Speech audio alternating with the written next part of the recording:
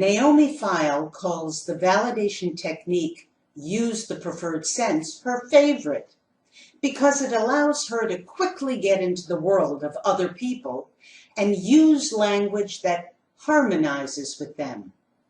The preferred sense is a concept from neuro-linguistic programming created by Richard Bandler and John Grinder in the 1970s. In short, every person takes in information from the environment using one of the 5 senses, like a filter. Bandler and Grinder found that most people are visually oriented, but others are auditory or kinesthetic, which includes feeling, smelling, and tasting.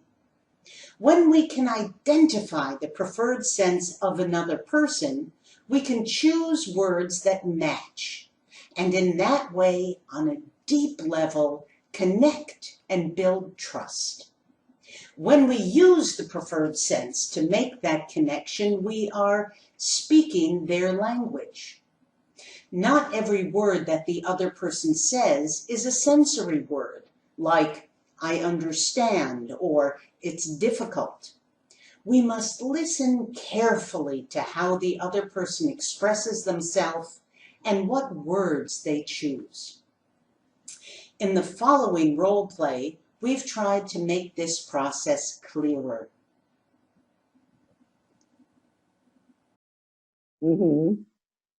How are you doing today? You want me to answer that now? Well, I could be doing better, but I'm doing as well as I can. I don't know if I got enough sleep, but yeah, I think I'm trying to stimulate my dormant brain cells into action so we can have a little more interesting conversation. So I guess on the whole, to answer your question, I'm doing all right. On a scale from 0 to 10, I would say an 8, between a 7 and 8. Okay. And what have you got planned for today?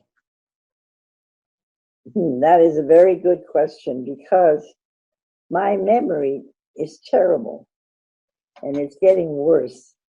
So I do forget what I'm going to do today. So I have to rely on this event schedule here. I'll show it to you. Here. My goodness, that's a full schedule. Yes. So today is Saturday, correct? The 8th? I'm looking, but I do not have anything for me after that. So I think, except to ask Eddie about opera tickets for November, which would be very nice. He says no. He says we cannot go to the opera. How do you feel about that? Pissed off. Of course, that's not a good term to use in a... You're allowed. Yeah? Okay. How are you dealing with this COVID thing? Well, I get pretty well because we don't go out that much anyway. And there hasn't been any plays. Like Ed and I don't, if we had a choice between the opera and a musical, we would go to a musical. We wouldn't go to the opera. So not going to the opera in November is not a terrible tragedy for us. However, I don't think we've suffered a lot with it since there are no...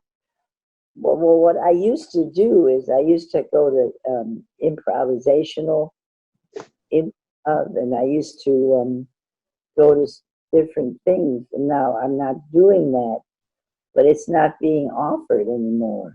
So I think that's a loss. So it hit you there. It hit you in going around and doing things. That's right. And meeting people, because I don't see people. That interaction. Right.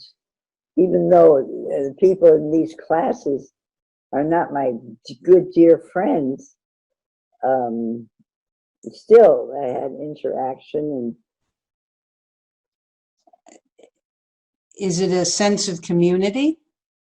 is it what? A sense of community? With people in the drama group and yeah, it's something in common. And of course, for some people, you have a more the word that I'm using.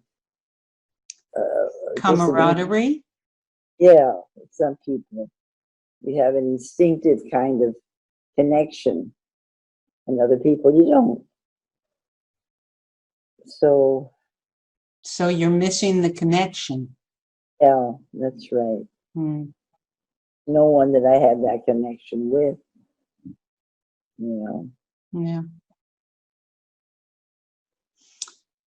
Okay, so how did I do on pulling out the sensory words? It seemed like you were kinesthetic. Yeah. Yeah, no, you were able to help me say how I felt. Experiment and train your ear to hear the word choices others make.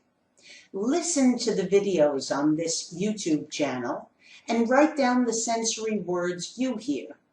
Try the experiment with a family member or colleague.